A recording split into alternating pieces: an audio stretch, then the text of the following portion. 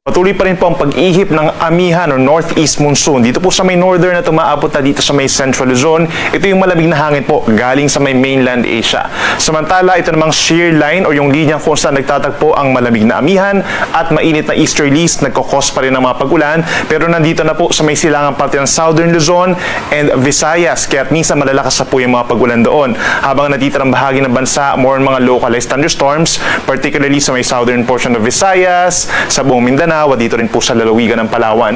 Pinakamataas ang tsansa ng ulan dahil po sa shear line, dito po sa may Bicol region, simula po ngayon hapon hanggang bukas po ng madaling araw, maging dito rin sa may Quezon, Laguna, Rizal, Marinduque, hanggang dito po sa may northern Samar, eastern Samar and Samar. So kung lalabas po ng bahay ngayong gabi, magbaon ng payong at mag-iingat na rin po sa mga biglaang buhos ng ulan na nagdudulot ng mga pagbaha at pagguho ng lupa. Asahan naman po yung generally light rains or mahinang ulan naman dito sa may Cagayan Valley, Cordillera region at lalawigan po ng Aurora. Minsan nagkakaroon ng katamtamang ulan kapag mga nasa bulumbundukin po ng mga lugar, habang natitirang bahagi ng northern and central Luzon, isolated light rains lamang, generally bahagyang maulap ang kalangitan at malamig po sa madaling araw dahil sa amihan.